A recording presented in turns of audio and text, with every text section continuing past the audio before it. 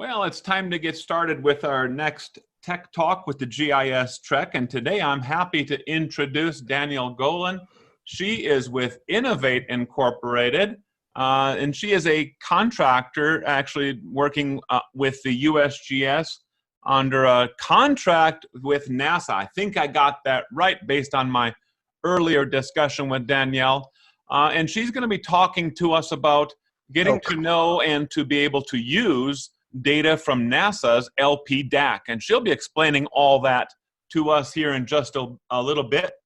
Just a little bit of housekeeping for us. Please mute yourself unless you are going to be asking or need to ask a question. We will, of course, open up the floor for questions at the end of our presentation or at the end of Danielle's presentation. So I'd like to welcome Danielle and turn the floor over to you to go ahead and get started. All right, let's go ahead and get started. Well, hello, my name is Danielle Golan.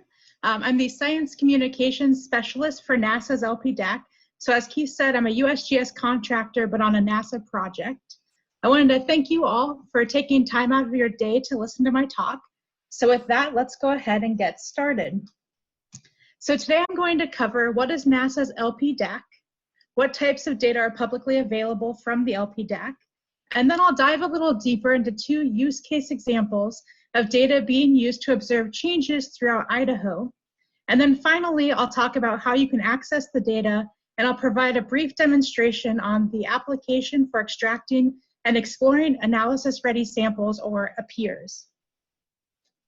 So let's jump right in. What is NASA's LP DAAC? Well, we are the Land Processes Distributed Active Archive Center.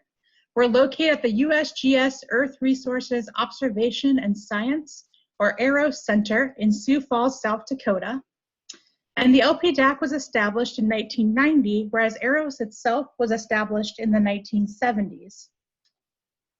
We're one of the NASA Earth Observing System Data and Information System, or EOSDIS DAACs around the country. And these DAACs are part of the NASA Earth Science Data Systems Program. So some of the other DAACs cover topics like snow and ice, ocean biology, socioeconomical data, but at the LP DAAC, we specifically work with land data. And our archive provides access to 4.7 petabytes of data and extends from 1981 to present, with many temporal ranges in between, including daily, weekly, monthly, yearly, and more. And the data ranges from 1 millimeter to 5,600 meters in spatial resolution. Now, full disclosure, it's a little unfair to say 1 millimeter, as our millimeter level data is over a very specific science reserve in Minnesota. If that is someone's study area on the call, then Yahtzee, I have some great data for you. But if not, you might be interested in a larger portion of our archive, which starts at a 15-meter resolution. And the image on the left shows one of the world's largest solar energy parks in India at that 15-meter resolution from the ASTER sensor. And on the right, you can see the entire view of the Earth from the VIRS satellite sensor in one day at 5,600 meters. So down to solar panels and as large as the entire Earth in one day. And most importantly, every single thing I'm going to talk to you about today is available to you at no cost. So what types of data are publicly available from the LP DAAC? On screen are our currently available data types. They cover a wide variety of variables, including vegetation, elevation, land cover, and more. If there is a specific type of data that you want to work with and you don't see it on the screen, let me know after the presentation, and I can try and connect you with a different DAAC that might meet your data needs. And we're also actively adding new data products to the archive every year. So in the future, the types of data we have available might be expanding as well. And this can sometimes be based on user feedback. So if there's something that you'd like to see, feel free to reach out to us and let us know. And when I say that we're actively expanding our archive, I really do mean that. So the bottom row on this chart shows data products that we've just released in this past year. So our water use efficiency data, canopy characteristics, we have some LiDAR data, some full waveform data, and some evaporative stress index data. And we also have a lot more exciting data products coming down the pipeline in the next couple of weeks, months, and even years. So we have all these different data types, but then where do they come from? Well, as I mentioned, we have some really exciting new data coming soon, which is the Harmonized Landsat 8 Sentinel-2, or the HLS data set. This is a combination of Landsat and Sentinel that will create opportunities for timely and accurate observations of the Earth and offers a unique opportunity to globally observe the land optically every 2 to 3 days. And it's at a 30-meter spatial resolution, so medium resolution.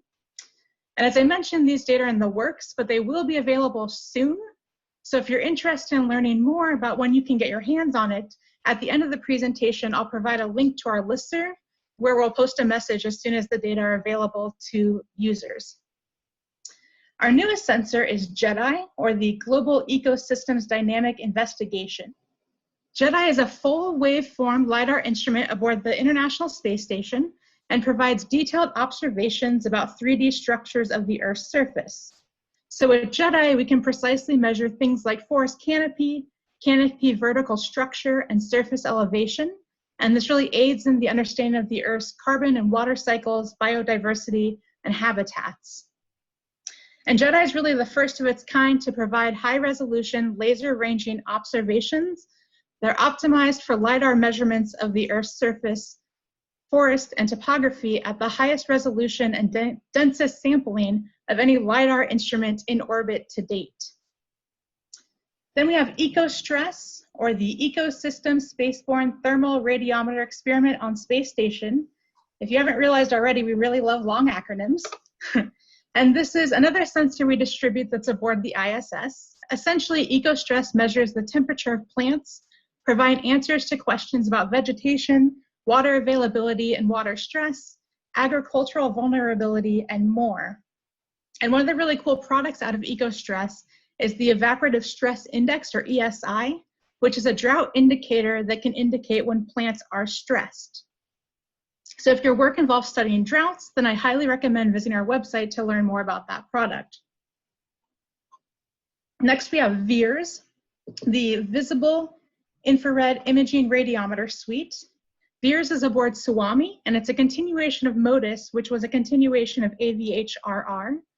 VIIRS is a joint mission between NASA and NOAA, but the VIIRS data that we distribute are specifically NASA produced. And we actually have some really big news about VIIRS coming out. In the next couple of months, we'll be releasing the SNPP, so the Suwami NASA VIIRS version 2 data, as well as a NOAA 20 VIIRS version 1 data. So we'll have 2 different sets of VIIRS data now. If you are a current MODIS user, I strongly recommend looking into VIIRS, as it will continue the MODIS heritage once MODIS reaches its end of life in a few years. And VIIRS provides an equivalent product for many MODIS data, including albedo, land cover, land surface temperature, surface reflectance, vegetation, and more. And like MODIS, VIIRS is continuously capturing data. So with VIIRS, we're seeing kind of a larger picture of the Earth, but in a lot less of an area. We're seeing a larger picture of the Earth, but with less detail. And then we have MODIS, the Moderate Resolution Imaging Spectroradiometer Sensor, which is aboard Terra and Aqua. And it's similar to VIIRS, so again, providing information about that bigger picture of the Earth, but with less details. And we're actually currently in the process of reprocessing MODIS data into version 6.1, which is going to include improvements to some of the input data. So if you've been using version 6 or even version 5 of MODIS data, then I recommend looking at the version 6.1 data products as we release them in the next couple of months. We also have ASTER, the Advanced Spaceborne Thermal Emission and Reflection Radiometer Sensor, which is aboard Terra like MODIS. But ASTER is a little different. It's taskable, meaning it needs to be told to turn on. ASTER provides a much higher detailed data than MODIS or VIIRS, but it's going to be over a smaller area. Then we have our NASA Measures projects. These projects expand our understanding of the Earth through already existing satellite measurements. So in a way, it's kind of cool. We're basically recycling data to use it for a purpose that's different from its original purpose. And finally, we have our community data products. So these are derived from one or more NASA Earth Observing System missions, or they're submitted by users like that very fine detailed data over Minnesota that I mentioned earlier. And so here's kind of a better view to understand the data spatially and temporally from what we consider our backbone sensors. So Aster, EcoStress, JEDI, MODIS, and VEERS. And the data are provided at 15-meter resolution all the way to 5,600 meters with multiple resolutions in between. And we provide daily coverage all the way up to annual composites, again with several different steps in between. So now I can say all of that, but to give you kind of a little more concrete example of MODIS data versus Aster data, here's 1 tera Aster scene over the city of Lawrence, Kansas, where the University of Kansas is located. And this scene is at a 15-meter resolution. So in this scene, we can see various streets. We can see some buildings on campus. We can even see the football stadium on campus, some highways, a river. We can see a golf course. So kind of a little bit of those more finer details. And here's the 1 tera MODIS scene. So if we zoom out, we can see our tera Aster scene, and then here's our tera MODIS scene. So this is showing over parts of Kansas, Missouri, Oklahoma, Texas, and Arkansas. So you can clearly see what I mean when I say MODIS and VEERS are giving us that bigger picture, whereas Aster is showing those finer details. If you were just looking at the Aster scene, you might think that the whole day was a beautiful cloud-free day, whereas with the MODIS scene, we can see that just west and south of Lawrence, it was actually pretty cloudy throughout the day. So using the 2 sensors, we're able to observe the differences between Lawrence and the surrounding area. And with MODIS and VEERS, we can really observe large-scale land changes. And with Aster and the soon-to-be-released HLS data, we can observe more localized changes. So now that I've kind of given some general information about the data we distribute, I wanted to focus the rest of our time on use case examples of the data and then give that live demonstration of AppEEARS. So our first use case will look at land cover changes over the Nez Perce, shown in this image from the Forest Service and Clearwater National Forest. So here we have the International Geosphere Biosphere Program, or IGBP, classification layer for our yearly land cover data over the national forests. And I really wanted to observe what kind of changes are happening in this area when the data were first available in 2001 to the most recent release of the data in 2018. And so for the sake of time, I just wanted to bring up some brief observations that I initially noticed. So for example, if you look at the green color, you can see a decrease in evergreen needle-leaf forest. And we can also see an increase in the woody savannas in light green and the grasslands in kind of an orange color. So this is kind of just an initial observation. Obviously, as a researcher, you would take this data a little further, run some algorithms and tests to really explore what are the percentages of changes, what areas of the forest are we seeing more change, and then you dive a little deeper into outside research about what might be causing these changes. Are they natural? Are they some sort of land management effort? Those types of things. And then the next use case is a topic that's really relevant right now that I wanted to dive a little bit deeper into, especially since we're in a pretty active fire season right now. So the image is from the US Forest Service, and it shows 2 firefighters observing the Pioneer fire from back in 2016. And the Pioneer Fire began on July 18, 2016. It grew to over 189,000 acres, and it was fueled by hot temperatures and strong winds by the middle of September. So based on some of my research, late September, October, and early November, the fire was really less of a threat. There were a few hot spots that needed to be monitored, but the more severe damaging parts of the fire were pretty much over. And the fire was finally 100% contained by November 4th, 2016. So I really want to take a look at the more severe parts of the fire by using LP DAAC data. So this example on the screen shows the 16-day composite of normalized difference vegetation index, or NDVI data, over Lowman, Idaho at 250-meter resolution. So here we have Lowman. And the fire began just south of Lowman and north of the Boise National Forest. So by looking at NDVI data, we monitor the health of vegetation, and we can see what it looked like prior to the fire, essentially the greenness of the vegetation. And one thing that I wanted to note, for this talk, I really wanted to give some more local examples of Idaho fires and Idaho national forests. But if you are interested in studying live fuel moisture, Terra Modis and SNPP AppEEARS data, the vegetation indices data, have been used in the past as a proxy for an estimate of LFM. And researchers have found that using this data as a proxy allows them to increase the amount of spatial and temporal coverage for the LFM estimates. So if that's something that you're interested in learning more about, exactly the model used in the project, we do have an article on our website that talks more about that. And if you just go to our website and search LFM, you'll be able to find it. So I did want to mention that because I know a lot of people are really interested in live fuel moisture. But back to the Pioneer Fire.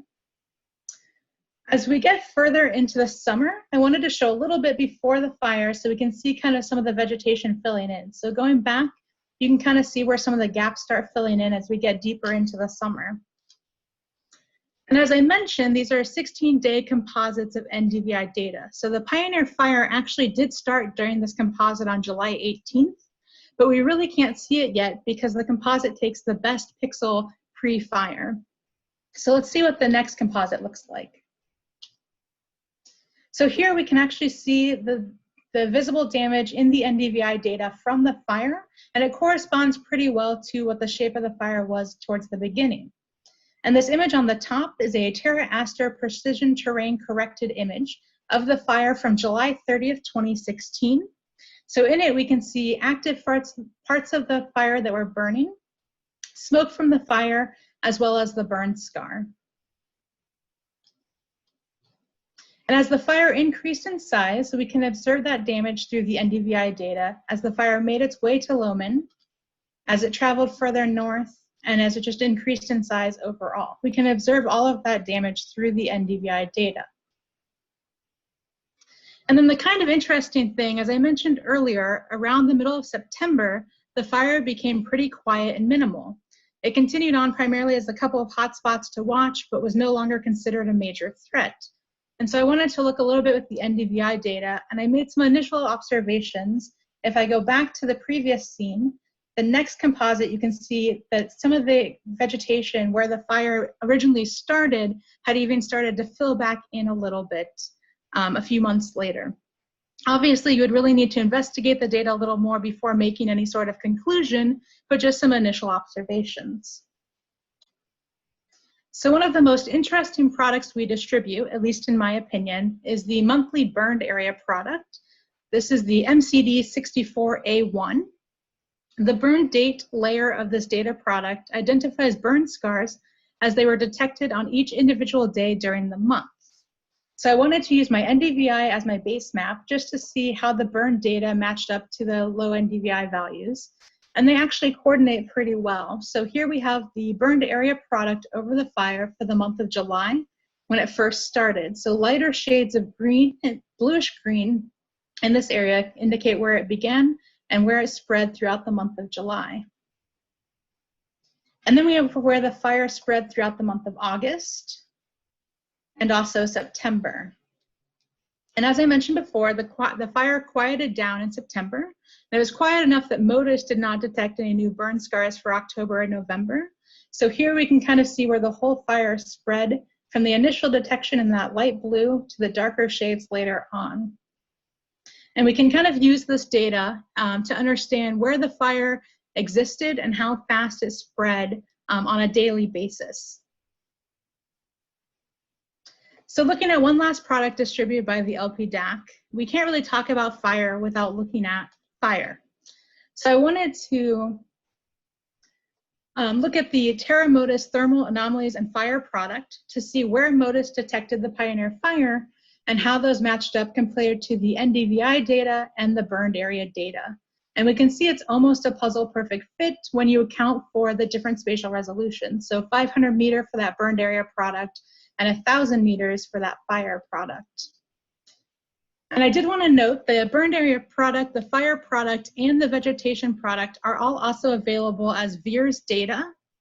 However, the current VEERS burned area product is considered provisional. It has some known issues related to the cloud mass artifacts and cropland burning.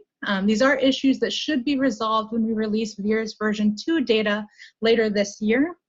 So I wanted to show the MODIS data since I use that MODIS burned area product, but I easily could have created the VEERS equivalent of this project. So now that I've covered the various types of data and provide examples of the data, how can you get all this data? Well, we offer a wide variety of methods. If you're an experienced user and you just want to get your hands on the original HDF files so you can just get to work, then I recommend using Datapool. If you're a Python or R user, then I recommend the DAAC to disk utility. And if you prefer to see a preview of your individual data scenes, you want to make sure they're in your study area, maybe you want to look at other data possibilities that are in your area, then I recommend using NASA's Earth Data Search or the USGS Earth Explorer.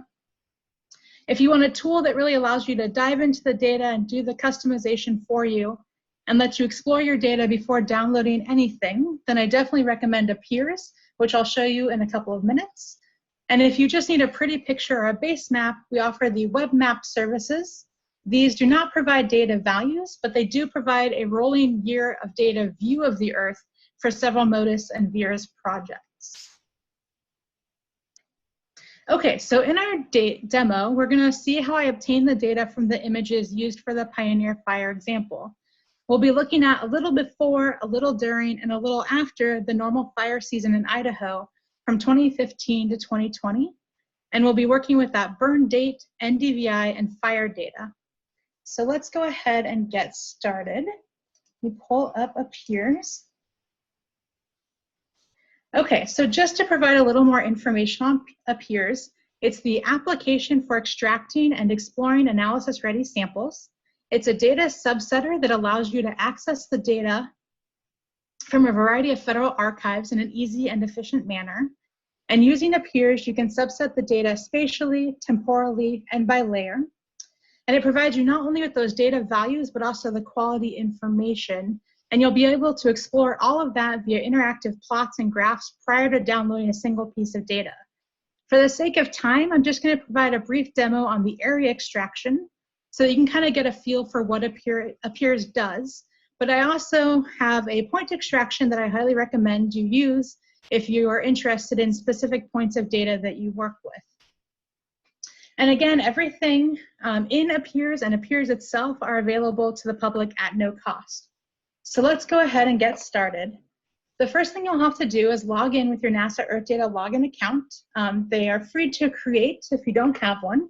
You'll just have to click on the sign in button, and that'll take you to a page to create your account or a page to sign into your current account.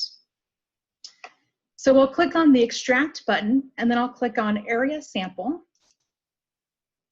And here I can either start a new request, copy a previous request, or upload a request file, which is a JSON file I'll mention in a couple of minutes. So today I'm going to start a new request. I'm going to call this the Pioneer Fire 2015 to 2020. Now, earlier in the presentation, I gave that data example over the national forests, and I'm not sure if anyone caught it, but the data was trimmed to the northern portion of Idaho. So I actually uploaded a shapefile of Idaho to AppEEARS, and it trimmed and mosaicked the data to my study area. I don't have a shapefile for the fire, so what I'm going to do is zoom in to where the fire existed, and I'm going to click on the draw a rectangle, and I'll just draw a rectangle over the general area. But if you did have a shapefile of the fire later on, you could upload that here as well, either a shapefile or a GeoJSON file. And then as I mentioned, we wanted to look kind of a little bit before, during, and after the fire season. So I'm going to say that the date is reoccurring. And let's go with, we'll say maybe May 1st, just so we can kind of observe the vegetation prior to the fire. And then we'll choose our end date. The fire ended in November, so I'll pick the end of November. And now I can select my layers. So I wanted to download that MCD64A1 product. So I can start typing in MCD64A1, and it brings up the data set, and then I'll click on the data layer I want. If I accidentally click on another data layer, you can just click it to remove it. And let's say you don't have all those short names memorized. you can type in fire, and that'll bring up any products that are tagged as fire-related products in AppEEARS. So I'll click on this Mod 14A2, the fire data that I was looking at earlier in the presentation. And then let's also add in that vegetation data. So I could type in vegetation or NDVI, and I'll click on this 250 meter resolution product and the NDVI data. And if you don't know any information about the layer, maybe you want to learn a little bit more, you can click on the eye icon and it'll kind of give you a description of what's going on in that layer. So fill values, valid range, scale factor, all of that important information. And then I'll drop down to my output options. So you can either download this data as a GeoTIFF or a NetCDF4. I'm going to pick GeoTIFF, and then you can choose to leave your data in a native projection or reproject it to one of the lists below. I'm going to go ahead and pick geographic, and then I'm going to submit my request. So at the top, I see I have a green banner that tells me my request was successfully submitted. So I'll receive an email that has been submitted and a second email when it's completed. If for some reason something was not successful, it'll be a red banner, and you'll just have to kind of review your request form to see maybe you missed the name or something like that. So I'm going to go ahead and click on Explore, and I can see that my request is about to be run. I already ran this earlier just for the sake of time. So let's go ahead and view the contents of the request. So here I can see my burn data. Let's look at the NDVI data. So it's going to be over my study area. I can even modify my Y values. So let's say, looking at the NDVI values, I have these box and whisker plots, and when I hover over them, it tells me their data values and the date of the image, of the data imagery. So I can go ahead and say, it looks like, let's say 0.7 is going to be our Y max and 0 as our min.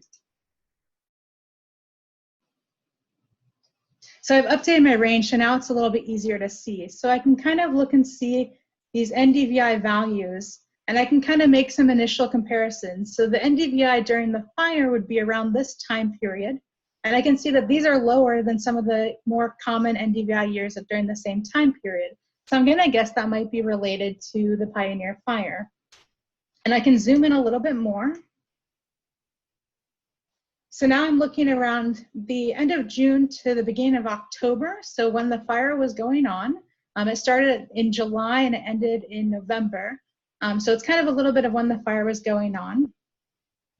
And then I can also see the quality information afterwards. So this is based on the Modeland QA bits that are specifically within the data. This is not AppEEARS assigning its own quality information. So I can look and see, and this blue one means VI produced good quality. This is highest quality data. So I'm pretty happy with that. Let's look and see what the fire mass looks like. So here I can see that the green means non-fireland pixel, but this purple up here is fire high confidence. So I can assume that these purple values up here are the actual fire itself. And if I decide that this is great data, I want to go and explore this on my own, I can click on the drop-down arrow and then the download button.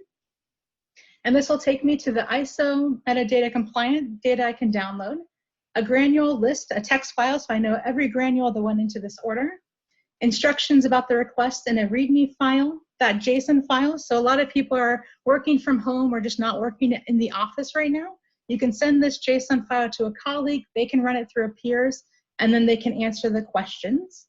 And then there's also CSV files for quality layers, lookup values for those quality bits, and statistics for the layers. And then below that, I can download data. So if I'm only interested in maybe that burn data from 2016, I can press Control, click, and then I can download the data. And it will download it immediately to my computer.